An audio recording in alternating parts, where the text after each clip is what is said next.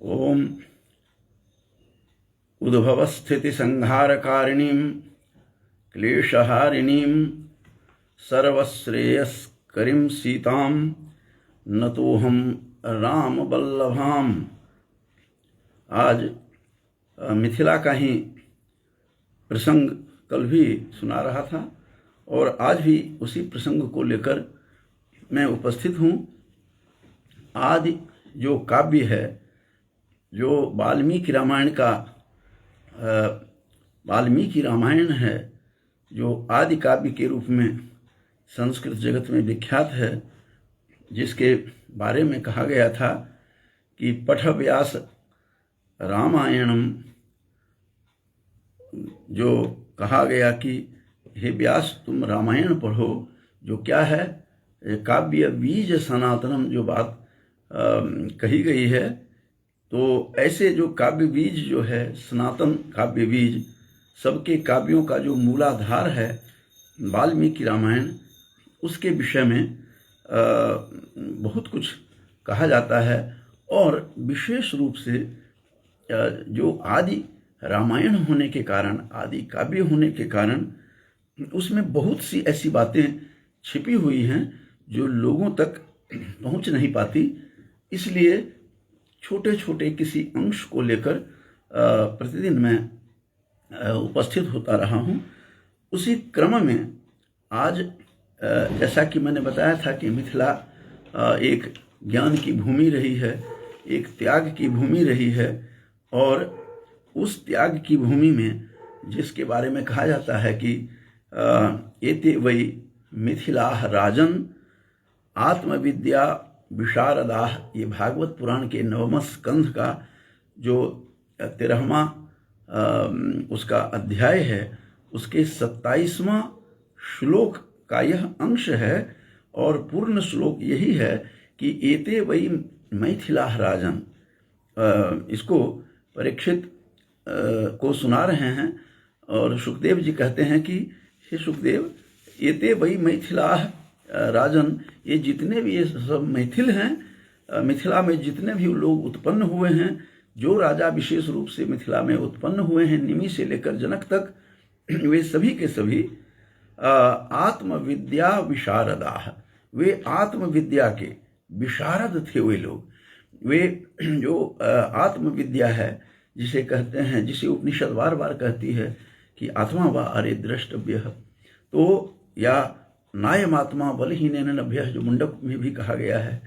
तो ऐसे वहाँ आत्मविद्या के विशारद प्रायः सभी वहाँ के राजा रहे हैं। और आगे कहते हैं कि योगेश्वर प्रसादेन द्वंद्वैर्मुक्ताः गृहेष्वपि, घर में रहकर के भी योगेश्वर के प्रसाद से, यहाँ पर योगेश्वर जो है भागवत का अभिप्राय, यहाँ योगेश्वर शब्द से अभिप्राय है याज्ञवल्क्य। तो कहते हैं कि जितने भी मैथिल राजा हुए हैं सभी आत्मविद्या के विशारद थे। और योगेश्वर प्रसादेन, योगेश्वर के प्रसाद से, याज्ञवल्क्य के प्रसाद से, कृपा से, अनुग्रह से, द्वंद्वैर्मुक्ताः गृहेष्वपि, वहाँ रह कर के भी राजा जितने हुए हैं, जो गृहेष्वपि, घर में भी रह कर के भी द्वंद्व से मुक्त हैं।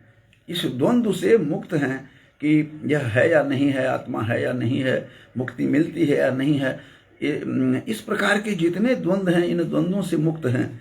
इसीलिए जनक के विषय में भी कहा जाता है कि मिथिलायाम प्रदग्धायाम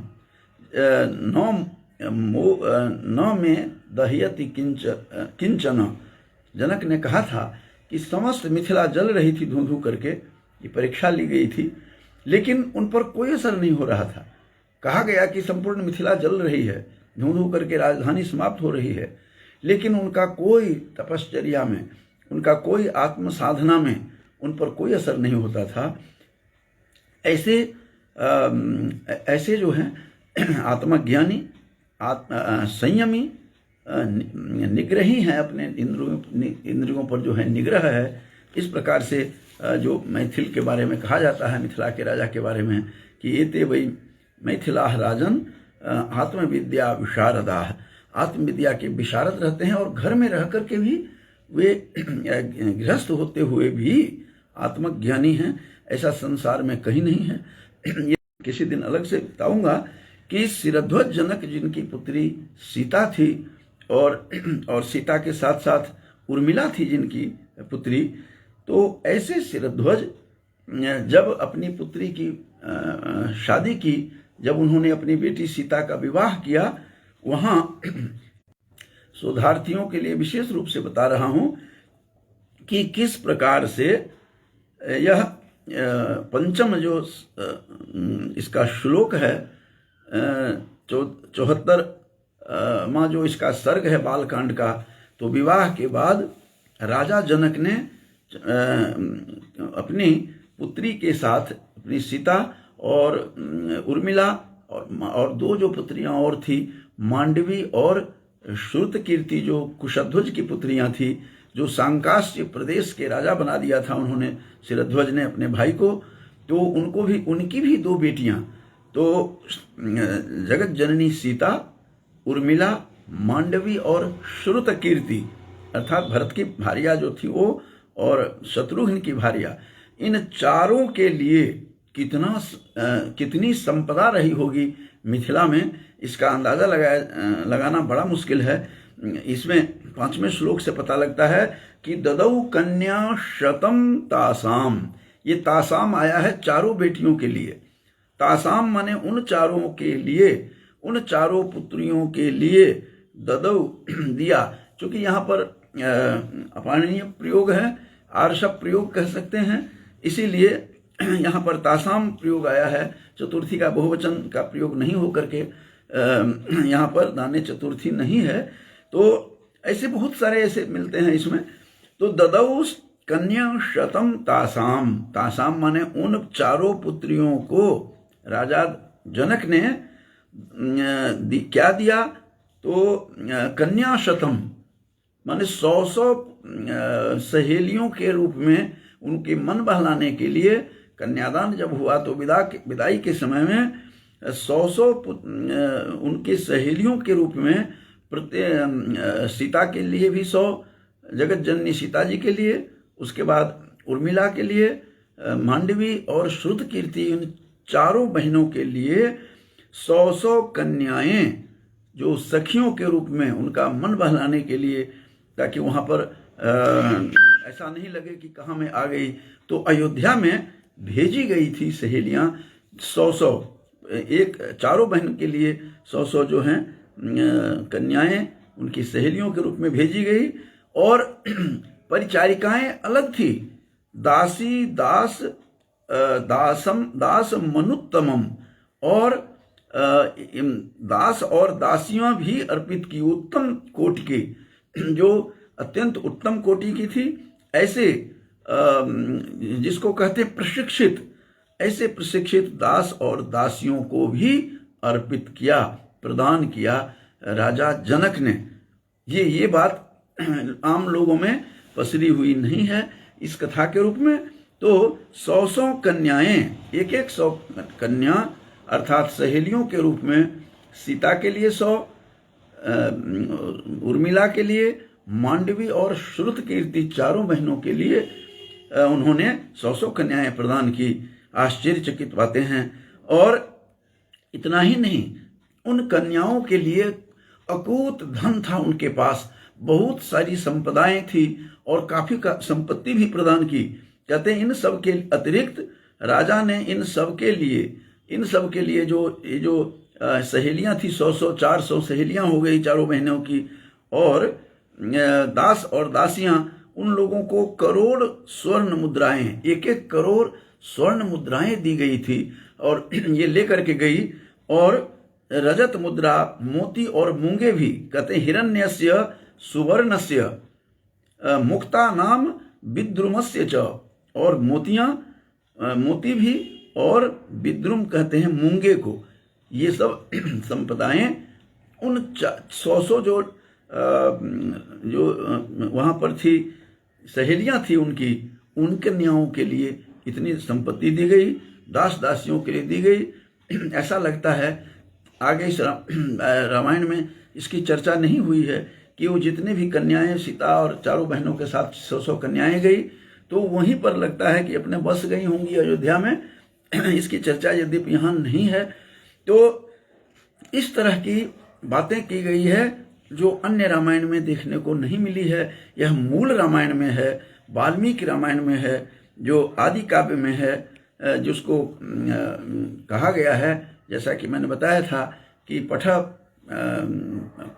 पठ व्यास रामायणम काव्य बीज सनातनम, जो कहा गया है। इस तरह की बात जो पुराण में इस प्रकार का जो प्रसंग आया है, तो इस प्रकार के धर्म जो वृद्ध धर्म पुराण जो है, इस प्रकार से की बातें, कई चीजें ऐसी चीजें पसरी हुई है जो रामायणों में नहीं है, वो जाकर के हमें प्राप्त होती हैं कथाएं पुराणों में।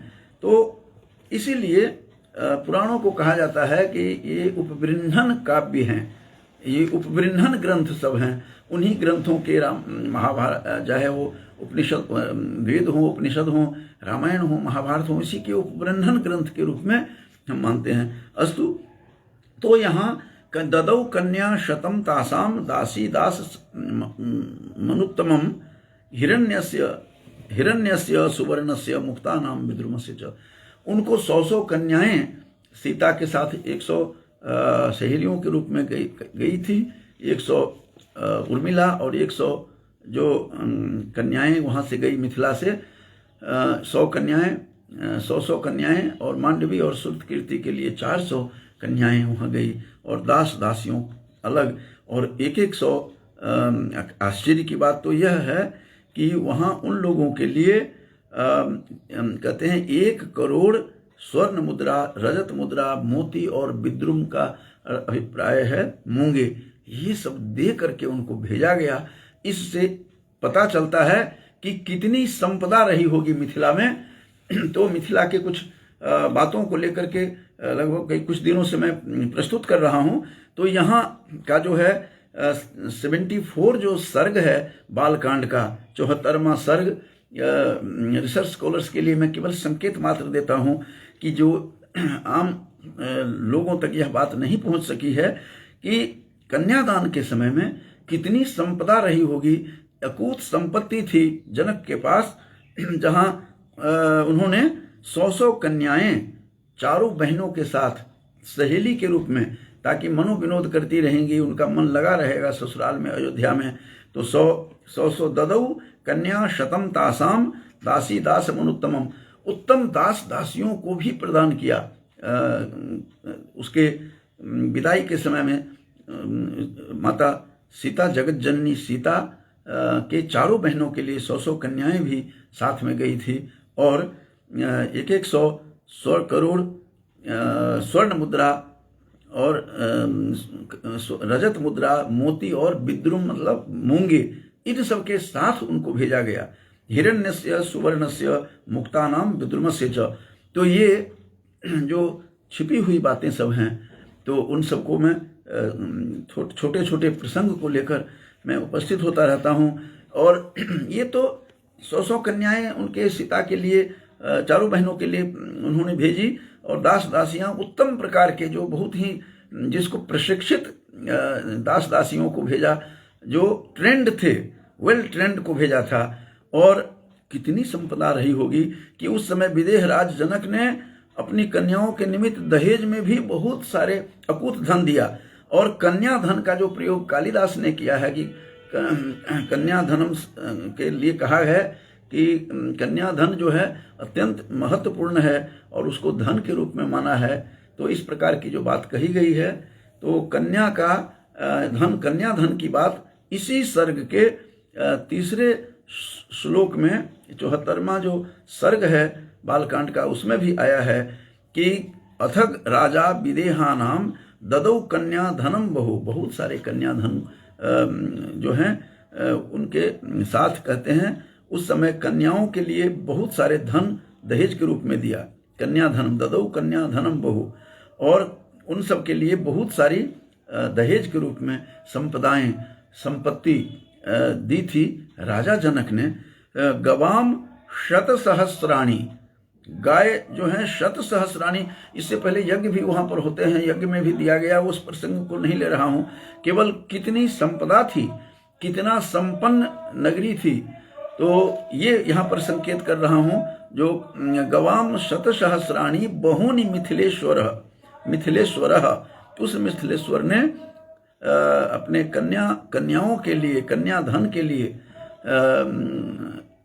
कहते हैं जो परकीय धन माना जाता है, बाद में कालिदास ने कहा कि कन्या धन जो है परकीय एवं कह करके इसको संबोधित किया है चौथे सर्ग में, चौथे अंक में अभिज्ञान शाकुंतलम के। ये कन्या धन कहाँ से प्राप्त किया उन्होंने इस शब्द को, तो बहुश्रुत और बहुपठित, बहुत ज्ञानी थे, कालिदास ने यहाँ से पकड़ा होगा। तो अथ राजा विदेहा नाम ददौ कन्या धनं बहु गवाम शत सहस्राणी, और शत सहस्राणी उन्होंने गाय जो थे उस नगर से, ये कई लाख गायें, गौएं, और कितनी अच्छी अच्छी उस पर थे कालीन बिछी हुई भेजा उन्होंने। कहते हैं गवाम आगे कंबला नाम च मुख्या नाम क्षौमान कोट्यंबराणी च हस्त्यस्व रथ पादातम दिव्य रूपम स्वलंकृतम।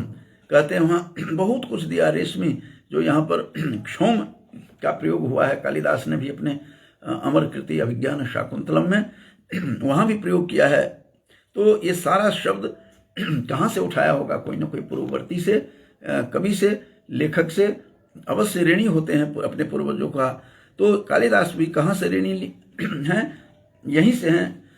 जैसा कि मैंने बताया था कि पुराण में कहा गया है कि जो उन्होंने जितना कुछ ये जो लिया है, उन्होंने ही नहीं, जितने परवर्ती कवियों ने सभी कर्जदार हैं रामायण के। इसीलिए व्यास को भी कहा गया है, जो व्यास को ये रचना करने से पहले महाभारत और जितने पुराण हैं वो रचना से पूर्व ही उनको कहा गया है कि पठ व्यास रामायणम काव्य बीज सनातनम। जो बात कही गई है, यह काव्य बीज है, यही सनातन काव्य बीज है। तो इस तरह से कहा है यहाँ कि कंबला नाम च मुख्या नाम क्षौमान कोट्यंबराणी च, और हस्त्यस्व रथ पादातम दिव्य रूपम स्वलंकृतम। और पैदल वहां से चूंकि जाना था, तो पीछे पीछे चलने वाले रथ पर जब ये लोग जा रहे थे उसके विदाई के समय में, उस समय में इनके घोड़े, हाथी और पैदल चलने वाले सैनिकों को भी सुरक्षा की दृष्टि से भेजा था। हस्ते अश्व रथ पादातम, वो पैदल चलने वाले सैनिकों को दिव्य रूपम सोलंकृतम, जो दिव्य रूप वाले थे, ऐसे घोड़े हाथियों के साथ विदाई उनकी हुई। मुझे केवल यहाँ पर इशारा करना था, संकेत करना था कि कितनी संपदा रही होगी उस मिथिला में, और उस मिथिला की संपदा की का कोई अंत नहीं है, जिसे कहते हैं इंद्र भी अगुवाई करते हुए भौचक्के हो गए थे, अचंभित थे उसके संपत्ति को देखकर। तो ऐसे ज्ञानियों की वह भूमि रही है। तो ऐसे मिथिला में आज मेरा यही अभिप्राय था कि अपनी बेटियों के साथ 100 कन्याओं को उन्होंने अयोध्या में भेजा, चारों बहनों के साथ 100 सहेलियों को के रूप में, सखी के रूप में, जिसे कहा गया है कि कन्या शतम तासाम ददौ कन्या शतम तासाम। यहाँ पर आर्षभ प्रयोग है, तासाम जो प्रयोग किया गया है षष्ठी बहुवचन का, चतुर्थी बहुवचनांत नहीं है, क्योंकि आर्षभ प्रयोग है। तो इसलिए इस प्रकार की जो बातें यहाँ देखने को मिलती है कि 100 सखियाँ दी, और वैसे नहीं दी, उन सखियों के लिए भी उन्होंने बहुत सारी करोड़ स्वर्ण मुद्रा, रजत मुद्रा, विद्रुम और मोती, मान मूंगे और मोती आदि का बहुत कुछ उन्होंने प्रदान किया। और तब गए, क्योंकि संपत्तियों की कोई कमी नहीं थी मिथिला में, और न ज्ञान की कमी थी। एक दिन अलग से बताऊंगा कि किस तरह के ज्ञानी थे। जैसा कि मैंने कोट किया था भागवत के 9वें स्कंद का 13वें अध्याय का जो 27वां श्लोक है कि एते वै मैथिला राजन आत्मविद्या विशारदा। ये परीक्षित को कह रहे हैं, स्वयं सुखदेव कह रहे हैं कि ये परीक्षित, आपको क्या बताऊं, जितने भी मैथिल राजा हुए हैं, निमि से लेकर के और शिरध्वज आदि जितने भी हैं, उन सभी के सभी आत्मज्ञानी थे, आत्मज्ञान से भरे हुए थे। और किस प्रकार वहाँ की नारी वैदुष्यों से भरी हुई थी, किसी और दिन प्रसंग लग के आऊँगा। और योगेश्वर प्रसादेना द्वंद्वैर मुक्ता गृहेष्वपि, घर में रहते हुए भी वे द्वंद्व से मुक्त थे, उनको कोई द्वंद्व नहीं था कि मुक्ति संप्राप्यते नवेति, मुक्ति मिलेगी नहीं मिलेगी, मोक्षाधिगमन होगा नहीं होगा, वह ब्रह्म है या नहीं है। ये इस प्रकार के जितने भी द्वंद्व हैं, उन द्वंद्वों से मुक्त थे वे मिथिला के। और इसीलिए कहा है कि द्वंद्वैर मुक्ताः गृहेष्वपि, गृहस्थी होकर के भी वे लोग मुक्त थे और आत्मज्ञानी थे, जितने भी राजा हुए हैं। एते शब्द से संकेत मिलता है कि निम से लेकर के इतने बाद तक जितने भी राजा हुए हैं आत्मविद्या विशारदा है। और कौन जनक थे, कब से जनक की प्रथा शुरू हुई है, इसका किसी और दिन लेकर के उपस्थित होऊंगा। और मिथिला की भी अलग कहानी है। राजा जनक को कोई गम नहीं था जब उन्होंने सुखदेव के को भी परीक्षा लिया था। जब व्यास ने सुखदेव के, ये देवी पुराण में आता है कि सुखदेव के पास भेजा था कि तुम जा करके देखो, तुम शादी करना नहीं चाहते हो। सुखदेव कहते थे मैं विवाह नहीं करूंगा। अरे जाकर के तुम देखो जनक को, वो विवाहित हैं, गृहस्थी हैं, लेकिन द्वंद्वैर मुक्ताः गृहेष्वपि, घर में रह करके भी द्वंद्व है, देखना है तो जाओ। तो कहते हैं वहां जब गए तो वहां भी उन्होंने आश्चर्यजनक देखा। नहाने के लिए जा रहे हैं, सारा सुविधा सारी थी, और किसी ने शोर मचाया वहां पर कि पूरी की पूरी जो है मिथिला जल रही है, और उन पर कोई असर नहीं हुआ। वो नहा करके ही लौटे। और कई ऋषि मुनि थे, वो परेशान हुए। कई जो सन्यासी थे कि मेरे तो वस्त्र आदि वही है, वो दौड़े, लेकिन वो नहीं जाते हैं। इसीलिए कहावत है मिथिला में कि मिथिलायां प्रदग्धायाम, मिथिला के जलने पर भी नौम में दह्यति किंचन, जनक कहते हैं कि मुझे कुछ जलता नहीं है, मेरे पर कोई असर नहीं होता है। वो सारा माया का खेल था। तो ये परीक्षण किया गया था। कई जगह संत तो यहाँ तक कहते हैं कि याज्ञवल्क्य जब भी प्रवचन करते थे वो बिना जनक के नहीं करते थे। कारण क्या था कि जनक आत्मज्ञानी थे। और वहाँ पर भी उन्होंने याज्ञवल्क्य के कहने पर इसी तरह से किया। कहते हैं आप जनक के रहते ही क्यों बोलते हैं, हम लोग भी तो यहाँ उपस्थित हैं इतने ब्रह्म ज्ञान लेने के लिए। तब उन्होंने कहा था कि उसमें और में थोड़ा अंतर है, कि वहीं पर परीक्षा भी ली गई थी कि जल गई मिथिला, उन पर कोई असर नहीं होता है। और इसीलिए यह कहावत मशहूर है कि दग्धायाम मिथिलायाम प्रदग्धायाम न में दह्यति किंचन, मुझे कुछ भी नहीं जलता मेरे लिए। वो आत्मज्ञानी थे। वो 11 इंद्रियों पर पूरा का पूरा नियंत्रण था, निग्रही थे। और किस प्रकार के थे, तो वहाँ पर पुरुष ही नहीं थे, जनक ही नहीं थे, वहाँ की नारी सभी एक से एक विदुषी अपूर्व ज्ञानी थी। और साक्षात वेद का उन्होंने दर्शन किया था, साक्षात धर्मा थी। तो इस पर किसी और दिन प्रसंग बताऊंगा। तो आज का मेरा यही अभिप्राय था कि किस प्रकार से 14वें सर्ग में, 74वें सर्ग में 74 जो कैंटो है, कैंटो कहते हैं सर्ग को अंग्रेजी में, तो 74वें सर्ग में बालकांड का किस प्रकार के 5वें श्लोक में दिया है कि ददौ कन्या शतम तासाम दासी दास मनुत्तमम, 100 कन्याएं अपनी पुत्रियों के साथ भेजा। दास दासियां तो पृथक थी, किस प्रकार की कितनी संपदा रही होंगी। और सैकड़ों गाय देते थे याज्ञवल्क्य को, जो प्रश्न करते थे वहां पर। इस पर सारा मैंने मिथिला महात्म्य में मैंने डिटेल लिखा है, और मैथिली साहित्य में 3238 पद्य में, कदाचित कहीं बृहद न हो जाए इसलिए हमने उसको संक्षिप्त में रखा था 3231 पद्य में। तो इस प्रकार से मिथिला के कुछ अंश को लेकर के रामायण से, लोकगीत से, जहाँ जहाँ जो पड़ी हुई हैं उनको लेकर के मैं उपस्थित रहता हूँ। इन्हीं शब्दों के साथ मैं अपनी वाणी को विराम देने से पहले, यहाँ आरंभ से ही हमारे शिष्य कल्प पटना विश्वविद्यालय के एक पूर्व छात्र हैं जो अभी शोध कर रहे हैं लखनऊ सेंट्रल यूनिवर्सिटी में। तो मेरा शिष्य रवि चौरसिया दिखाई दे रहे हैं, और पंडित ऋषिकेश झा भी हैं जो हमारे ही गांव से हैं, प्रबुद्ध पिता के पुत्र भी हैं। तो मैं दोनों को आशीर्वाद देता हूं, और इसीलिए कि मैं कुछ नए नए चीज़ों प्रसंग को लेकर बीच बीच में उपस्थित हो जाता हूँ और कुछ लिखने के प्रसंग में जो कुछ भी मिलता है तो इतस्ततः समाहृत समाहृत समामनाता जो कहते हैं उठा करके लाता हूँ। तो आदानं ही विसर्गाय सताम बारी मुचामी, वो जो कालिदास कहते हैं रघुवंश में कि आदान जो होता है वह बारी मुचामी, वह वहाँ तो उन्होंने कहा है कि आदानं ही विसर्गाय, जो भी कुछ लेते हैं हम जो कुछ पढ़ते हैं वह विसर्ग के लिए पढ़ता हूँ, बांटने के लिए, देने के लिए। तो उसी प्रसंग में कालिदास के शब्दों में कि आदानं ही विसर्गाय सताम बारी मुचामी, वह हम उन्होंने तो वहाँ पर सताम कहा है सज्जनों की संपत्ति के लिए। तो इस प्रकार से उसी स्तर पर, उसी पैटर्न पर मैं थोड़ा बहुत बात बता देता हूँ। इन्हीं शब्दों के साथ मैं अपनी वाणी को विराम देता हूँ। बहुत बहुत धन्यवाद।